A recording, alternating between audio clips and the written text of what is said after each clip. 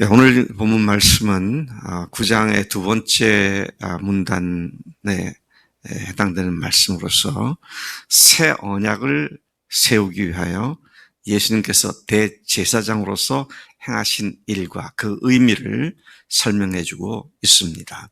11절 말씀에 예수님을 어떻게 묘사하고 있냐면 장래 좋은 일의 대제사장이신 그리스도, 장래 좋은 일의 대제사장으로 오신 그리스도, 그렇게 표현을 합니다. 장래 좋은 일이라고 것은 옛 언약과 대조해서 장래 좋은 일, 새 언약에 대한 말씀을 하고 있는 것이죠.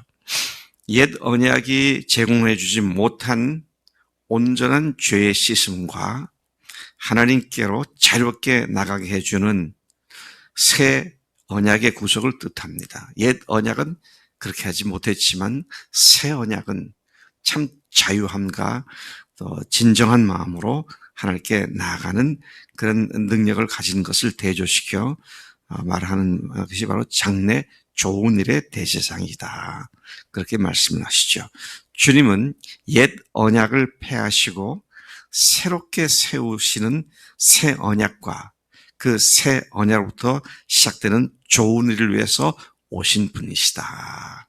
그분이 바로 새 언약을 위해서 오셨고 새 언약으로 말미암는 좋은 일을 위해서 오신 하나님이시다. 주님은 사람들의 손으로 지은 옛 성소가 아니라 그것의 실체인 사람의 손으로 짓거나 또는 이 피조물 세계인 천진 만물에게 속하지 않은 더 크고 온전한 하늘에 있는 장막에서 제사를 드리신 분이시다. 자, 새 언약이 그런 제사로 우리에게 세워진 것이다 하는 것을 강력하게 말씀하고 있는 것입니다. 12절, 그분이 드린 피는 염소와 송아지의 피가 아닌 오직 자기 피로서 영원한 속죄를 이루셔서 단번에 성소에 들어가셨다. 그분은 단 한 번의 제사로서 더 이상의 어떤 제사도 필요치 않은 완전하고 영원한 효력을 지니는 제사를 드리신 분이신데 그 제사로 우리를 새 언약 가운데로 인도하신 분이시다. 계속 옛 언약과 새 언약을 대조시키면서 9장이 말씀하고 있습니다. 옛 언약 아래서 드리던 제사는 13절에 염소와 황소의 피와 및 암송아지의 재를 부정한 자에게 뿌려 그 육체를 정결하게 하여 거룩하게 했다고 한다면, 근데 사실은 이것들은 어떻습니까? 단지 외형적이고 상징적인 것일 뿐, 예표적인 것일 뿐, 실제로 그 짐승의 피가 사람들을 온전히 깨끗하게 하는 일은 효력을 갖고 있지 않았었습니다. 그랬는데 그 짐승들의 피가 사람들을 깨끗하게 한다고 믿었다면 14절, 더더구나 영원하신 성령으로 말미암아 흠 없는 성자 예수 그리스도께서 하나님께 드린 그분의 피가 어찌 너희 속 사람 양심을 죽은 행실에서 깨끗하게 하고 살아계신 하나님을 섬기게 하는 일을 하지 못하겠느냐고 반문을 합니다. 그러면서 예수님의 피로 드린 제사가 삼위일체 하나님이 총출동하셔서 이루신 새 언약의 피이며 그 피가 놀라운 능력을 가진 것이다라고 증거하고 있습니다. 여기 우리가 잘 보면 삼위일체 하나님이 한 구절에 다 나오죠. 네, 참 놀라운 말씀이다, 그런 생각을 합니다. 14절이 그 말씀하고 있죠.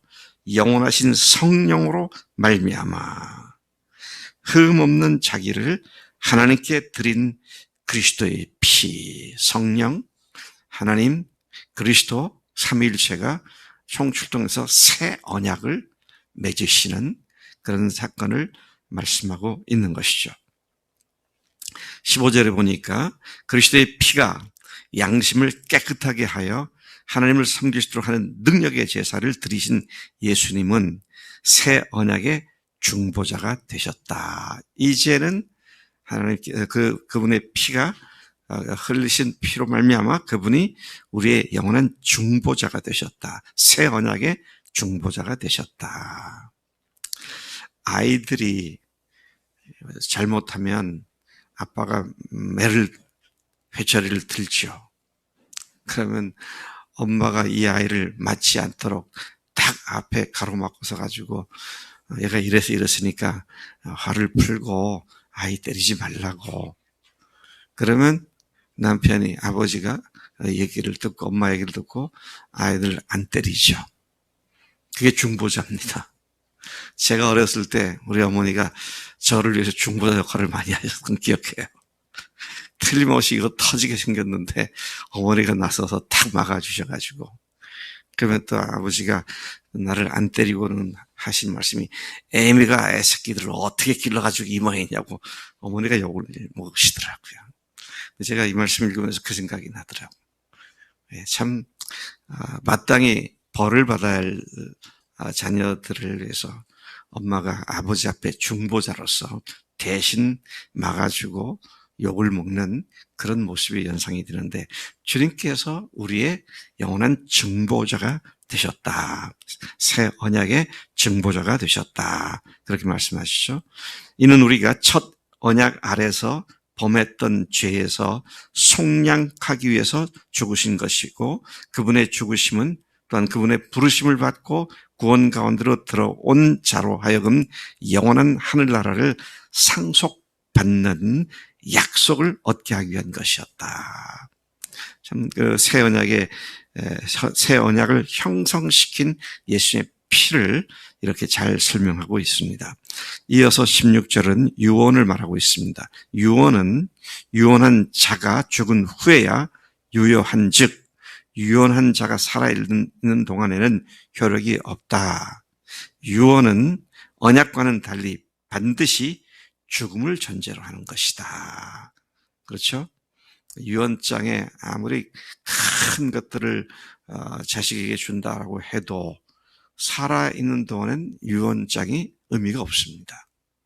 죽어야 유언장이 효력을 발생한다. 지금 그 말씀을 하고 있는데, 바로 그런 이유 때문에 그리스도께서 새 언약의 중보자가 되기 위해서는 죽으셔야만 하셨다.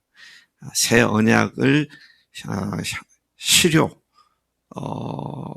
되도록, 그 실제로 효력을 발생할 수 있도록 하기 위해서는 예수님께서 죽으셔야만 했다.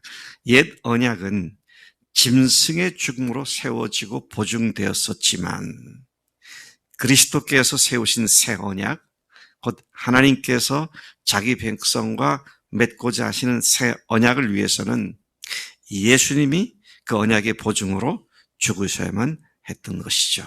지금 본문이 그걸 말하고 있습니다. 그래서 아들을 믿는 자마다 영생을 얻게 하는 새 언약의 효력이 발휘될 수 있게 하셨고, 그 확실한 증거로 부활하신 것을 우리가 모두 잘 알고 있습니다.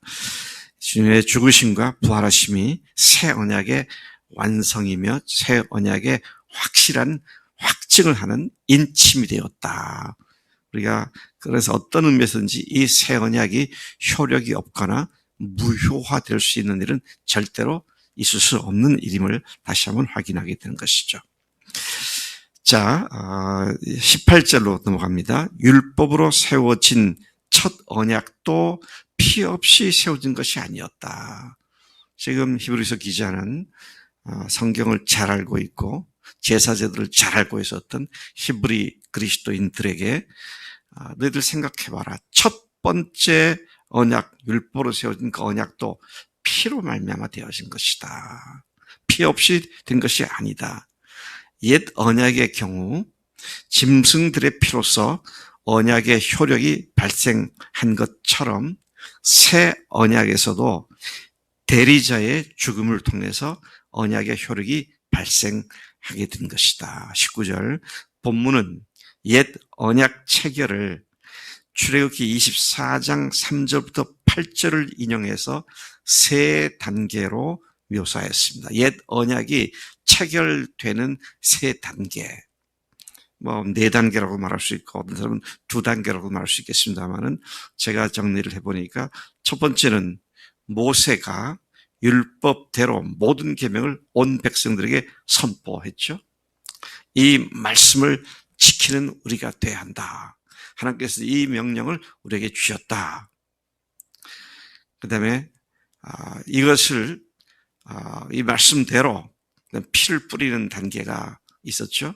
송아지와 염소의 피 및 물과 붉은 양털과 우슬초를 취하여 그 두루마리와 온 백성에게 뿌린 단계입니다. 그 피를 뿌리면서 하나님께서 약속하신 그 명령, 그 율법에 너희들이 정말 순종하겠다는 결단을 하고 주님께서 이렇게 우리를 깨끗하게 해준다는 이 사실을 너희들이 분명히 보고 믿어야 한다. 그런 의미로 피뿌림이 있었고요. 그리고 백성들이 거기에 응답을 하게 됐을 때 언약 체결이 되었음을 선포했던 것을 우리가 기억합니다. 그렇게 옛 계약이 체결되었는데 오늘 이 본문에서 그 말씀을 21절까지 그렇게 얘기를 하고 계십니다. 20절에 보니까 이는 하나님이 너에게 명하신 언약의 피라. 또 21절 또한 이와 같이 피를 장막과 섬기는 데 쓰는 모든 그릇에 뿌렸느니라. 그래서 피가 뿌려져서 언약이 형성되었고 또 그것이 선포되었음을 말하고 있는 것이죠. 22절에 가서 보니까 율법에 따라 거의 모든 물건이 피로써 정결하게 되나니. 거의 모든 물건 그랬어요. 그러니까 어떤 것은 피가 아닌 것도 있죠. 뭐 예를 들어서 물로 씻었다든지 또는 뭐 여러 가지 그 다른 형태로 깨끗하게 하는 그런 제사 제도에서 나오는 것도 있습니다만은 대부분의 모든 것이 피로서 깨끗하게 되었다. 그래서 여기서는 거의 모든 물건, 성막에 쓰던 기구들, 그죠? 성구들 이런 것들 다 얘기하는 것이죠. 우리는 더 이상 짐승의 피로 맺은 옛 언약에 속한 자들이 아닙니다. 우리는 예수님 자신의 피로 완전하고 영원한 죄사함을 받은 새 언약 속에 들어온 자들로서 그분께 온전한 헌신을 드린 자들이 된 줄로 믿습니다. 네. 여러분, 이제 우리 금년 여름 수양회 때 송아지를 잡아서 제사를 드릴까요? 염소를 잡을까요? 황소를 잡을까요? 그런 거 아니지 않습니까? 단번에 자신을 들이신 예수님의 피로 우리가 어떤 존재가 되었는지를 믿고 당당하게 나아갈 때 주님께서 우리를 통해서 주님의 영광을 온 누리에 가득 채우시는 일을 행하실 줄로 믿습니다. 하나님 아버지 감사합니다. 이 아침에 저희들 옛 언약의 체결과 새 언약의 체결을 대조시켜 말씀해 주신 것 감사합니다. 하나님, 워낙 율법에 찌들어 있었던 히브리인들, 또 그 중에서 믿은 히브리인 그리스도인들에게 이것을 반복해서 이제 집중적으로 설명하고 가르쳐야 했던 것처럼 우리도 세포 구석구석 율법적인 삶에 익숙해 있었던 데서 벗어나 참 진리를 안 자의 자유함을 가지고 자원함과 기쁨과 즐거움과 감사함으로 주님을 찬양하며 주님께 헌신하며 주님을 더욱더 섬기는 하나님의 귀한 자녀들로 삼아주시고 새 언약의 백성 되게 하신 것 감사합니다.